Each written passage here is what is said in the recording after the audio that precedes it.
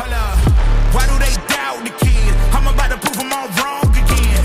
I got a low tolerance, cause they don't even know what the problem is. It's me. You waiting on the boy to fail, then hold your breath and face your death. Cause you play a roulette with each step I progress, no less. Go ahead and place your bet. Welcome back, y'all. This is the Double M Sports Podcast. I'm your host, Jesus Dinero, here with my co-host, Puma El Gato. What do we got going on tonight, my man? Hell has finally frozen over. Jon Jones is finally retiring from the sport of MMA. Let's talk about it. So, if you are a Jon Jones fan, I don't know what you're doing with yourselves if you ain't calling this a full-blown duck. Listen, Jon Jones became the youngest UFC champion by getting a shot against Shogun Rua. Shogun Rua was a lot older than Jon Jones at the time. Gave him a shot. My question is, why isn't this man doing the same thing that he was giving the same opportunity that he was given to Tom Aspinall? And listen, I'll be honest with you. I'm nowhere near Tom Aspinall's biggest fan. I'm not going to sit here and try to say that I even think Jon Jones is scared of Tom Aspinall like that. I made plenty of previous arguments. If you guys watch our previous videos where I've said that I don't think Jon Jones is scared of Tom Aspinall. But at this point, if you're not calling this a duck, then you're just strictly riding Jon Bones Jones. Because listen, if you aren't scared, that's fine. You don't got to be scared. If you aren't wanting to give him a shot because you think people are riding him too much, which a number of different interviews that Jon has done will prove that he's clearly got some sort of issue with Tom, even though Tom has kept it respectful. I don't know what to say. Listen, I'm sure this isn't the way that Tom wanted to get this belt from Jon Jones, but listen, he got the belt. And the good thing about this is that the heavyweight division can finally start moving forward. But the reality of the circumstances is what are we going to do as far as the Jon Jones situation? A lot of people say he's the greatest of all time. And for quite some time, I completely agree with the statement. That being said, can you be the greatest of all time if you ducked your opponent? I know we can bring up a number of different fights, both within the boxing world and the MMA world, the what-ifs, the Tony Fergusons and the Khabibs and so on and so forth. But the fact of the matter is, in those situations, I don't think it was ducking. I think it was just a number of different circumstances that happened for both fighters, blah, blah, blah, blah. But in this case, it's clear. Jon Jones had plenty of time to take the fight or plenty of time to retire. In fact, I personally didn't even have a problem with Jon Jones, with the one thing of not taking the fight. Or I'm sorry, it's not taking the fight. Keeping the belt. Here's the thing. If you're a fighter that has put in his legs, put in your time, you've been dominant as Jon Jones has, and you've been at the top of your division for a very long time, I believe that you've earned the right to pick and choose who you want to fight. You deserve a little bit of leisure time. You deserve bigger paydays, so on and so forth. So when Jon Jones was asking for all that, I had absolutely no problem with it. The problem that I had is that he kept holding on to that belt. If you don't want to fight Tom Aspinall, that's fine.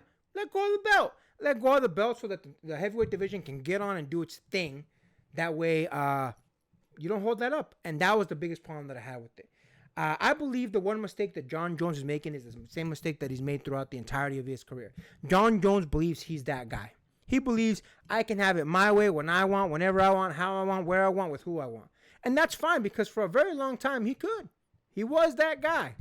He's one of the things he says is, look, I don't even get out of my house for less than $100K. I've got people having me sign memorabilia for $100K. They got people making me do appearances for $100K, and so on and so forth. And that's great, Jon. But part of the reason that you're getting those $100K payments, deals, whatever you want to call them, is because you're the heavyweight champion. And that only lasts for so long. Once you're retired, once you've been out of the ring for a while, that just doesn't carry anymore. And I'll give you this as a perfect example.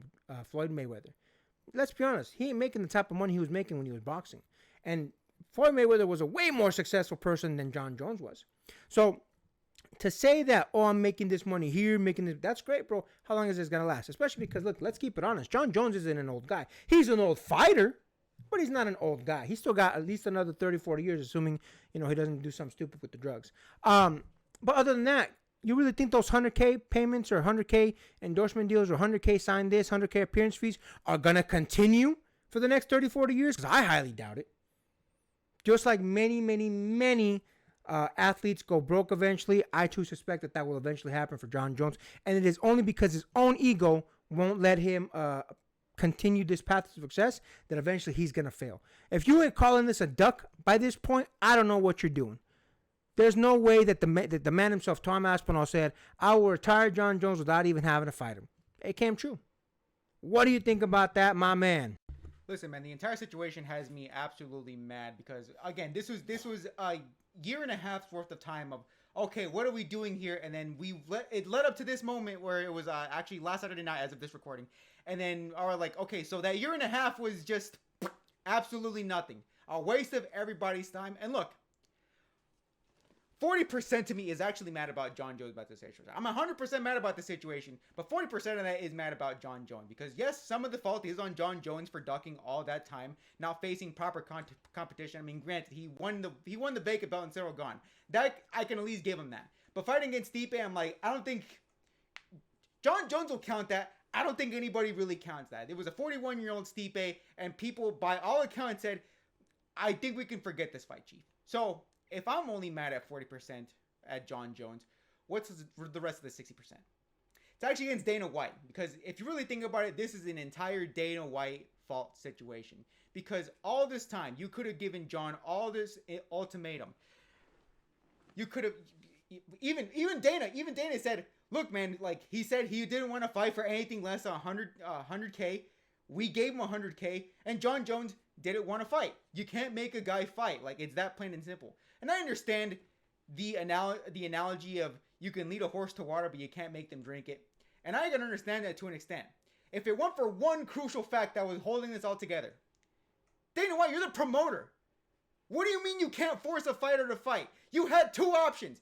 Give him an offer, and if he does refuse, strip him. And he didn't want to do that. And look, this makes me mad for a myriad of situation because not only did he hold up a division, he held up Tom Aspinall's rightful claim to fight for the championship, and he ruined really three potential opportunities here. One, let's say you are a Jon Bones Jones fan. Don't you feel a bit robbed at the fact that the retirement came not even out of Jon himself, but out of Dana White announcing it at a press conference after the fact at a fight night? Two, you robbed Tom Aspinall of all that time, a year and a half of being an inactive fighter, not of his own volition, but because of the UFC's failure to fully have that fight come to fruition because, well, I mean, he doesn't want to fight, he's the GOAT. I mean, we offered him some money, but he didn't want to come towards us. That's on you. You failed this organization. You failed Tom Aspinall. And I know Dana White wants to come out and say, you know, we realize, yeah, Tom Aspinall was always waiting all this time and it was, you know, unjustly so. We're going to make it up to him. And cool, they should make it up to him. There's one crucial problem that I have with that. How do you make up for a year and a half worth of lost time? That's time you can't get back. That's a currency you can't make up. You robbed this man of a year and a half because Jon Jones is the GOAT somehow, but he doesn't want to fight competition. You can't call this man a GOAT and at the same time not force him to fight. Dana White failed Tom Aspinall, he failed UFC, and he failed the fans all just because he wanted to glaze Jon Jones just one more time. One more time. Am I harsh in that, or am I a little too easy on this? No, man, you're completely right. If we can all sit here and blame Jon Jones, which we do to a certain degree, obviously, but honestly, the biggest failure in all this was Dana White. Dana White has done this twice now. He did it with Michael Chandler and Conor McGregor. He did it again with Jon Jones and Tom Aspinall. The amount of leeway that is given to Dana White's boys, again, we've talked about this plenty of time, is insane. There's too much at stake for these guys. Because, again, Michael Chandler lost, 2 years? Some of his best years, prime years potentially, even though, you know, he's a little bit older now.